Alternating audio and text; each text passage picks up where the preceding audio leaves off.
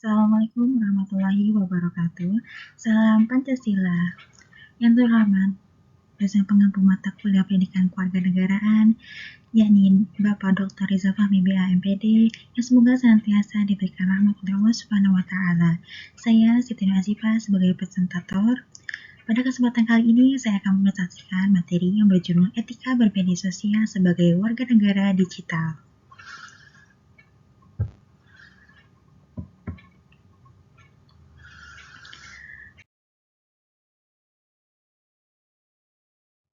Ali Firmanul Hakim berkata bahwa negara digital merupakan individu yang secara teratur dan efektif menggunakan teknologi informasi untuk mendukung kehidupan sehari-hari mereka. Jadi, di era digital saat ini, media sosial sudah menjadi bagian dari kehidupan sehari-hari. Hampir semua orang menggunakan media sosial untuk berkomunikasi, mencari informasi, dan berbagi aktivitas. Namun, penggunaan media sosial yang tidak bijak dapat menimbulkan berbagai masalah seperti hoax, cyberbullying, dan juga ujaran kebencian. Oleh karena itu, penting bagi kita untuk memahami etika bermedia sosial agar dapat menggunakan media sosial secara bijak, santun, dan bertanggung jawab.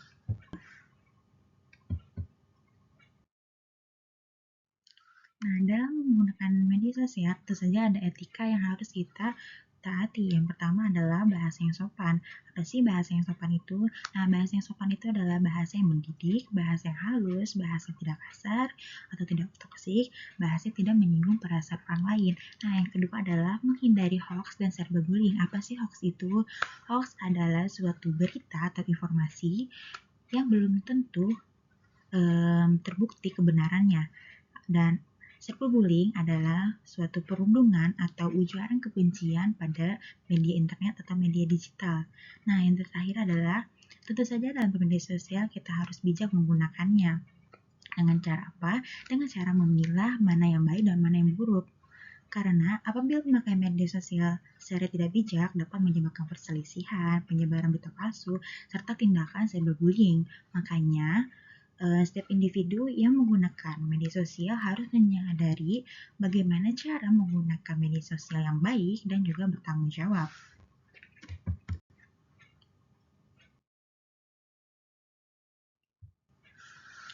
Nah, dalam bermedia sosial tentu saja ada dampaknya. Nah, di sini ada dampak positif media sosial. Yang pertama adalah memberikan jaringan sosial dan koneksi. Contohnya kita memiliki teman lama dan kita nggak tahu cara menemukannya bagaimana. Nah, kita dapat menemukan kembali teman masa kecil melalui Facebook, Instagram, ataupun jejaring dengan profesional di bidang kerja. Seperti lewat LinkedIn. Nah, yang kedua ada sumber edukasi dan informasi. Contohnya seperti kita mengikuti akun tutorial memasak, belajar, bahasa asing lewat video singkat, atau memantau berita terkini dari akun resmi media massa. Nah, yang ketiga ada platform untuk mengekspresikan diri. Di media sosial ini kita tentu saja bisa mengekspresikan diri. Dengan apa? Yang pertama adalah dengan menggunakan karya seni tulisan atau video opini di platform seperti Instagram ataupun TikTok untuk menyuarakan ide kreatif. Nah, yang terakhir adalah media promosi dan pengembangan kreativitas. Tentu saja dalam bermedia sosial ini kita dapat mengembangkan kreativitas kita. Contohnya adalah para pelaku UMKM yang menjual produknya secara gratis melalui fitur live streaming atau membuat konten estetik untuk menarik pembeli loh.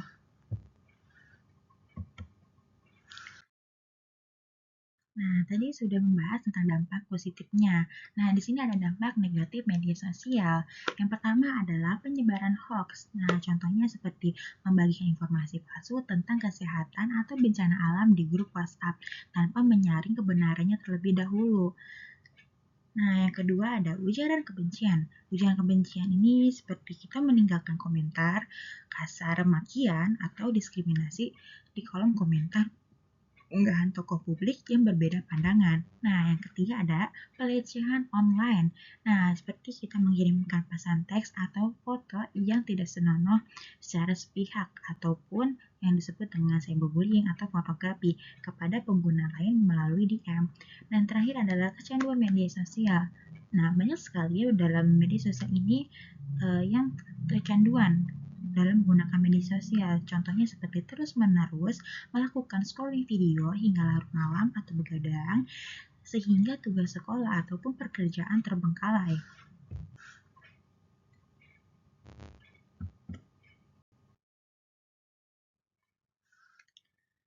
Nah, perspektif Pancasila dan Undang-Undang Negara Republik Indonesia 1945.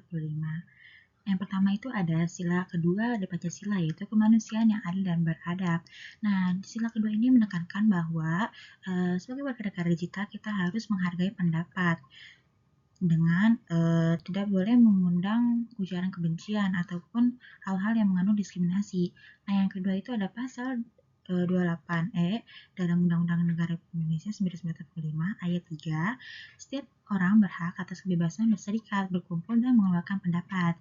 Nah, contohnya seperti kita membuat grup diskusi online atau menulis utas di threads media sosial untuk menyampaikan aspirasi atau kritik kepada pemerintah secara damai.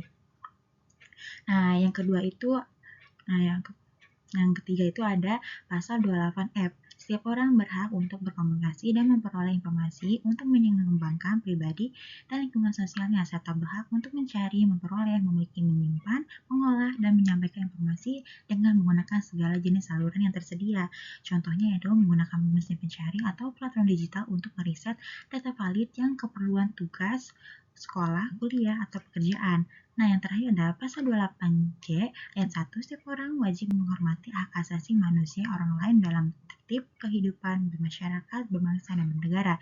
Contohnya tidak membuat konten yang menghina suku atau agama lain, karena kita tahu kebebasan kita dibatasi oleh hak dan kehormatan orang lain.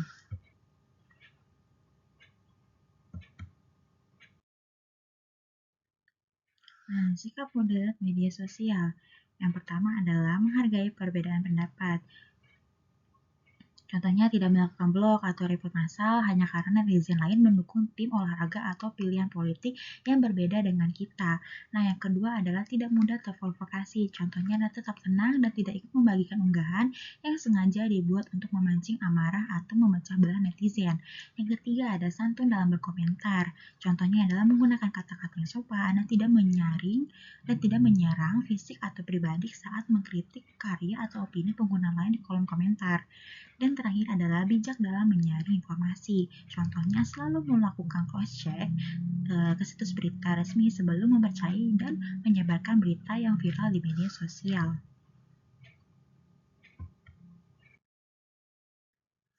Nah, kesimpulannya adalah bahwa media sosial memiliki dampak positif dan negatif dalam kehidupan masyarakat.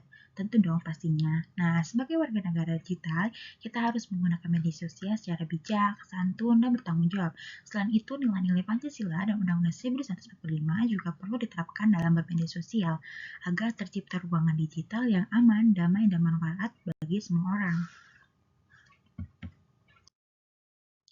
Nah, di sini ada referensi yang saya ambil. Ada Lukmanul Hakim tentang keluarga negara digital, penguatan wawasan global, warga negara, dan peran pendidikan kewarganegaraan. Ada Ridwan Al-Bashiri, Nuraida, dan Indonesia Ayuningsi, etika komunikasi penggunaan media sosial Instagram, studi pada mahasiswa KPD tahun 2021, UIN Radin Patah, Palembang, Yaya Puji Rahayu, Adib Rahman, Eka Nurjana, Indah Pujiningsi, dan Mariana. Peran pendidikan kewarganegaraan dalam bentuk media digital, peserta didik di era globalisasi teknologi dan media sosial. Yang terakhir ada Supandri, Audia Ulfa, Ilham Firmansyah, Sri Nur Aini, dan Valentina Sidikyu.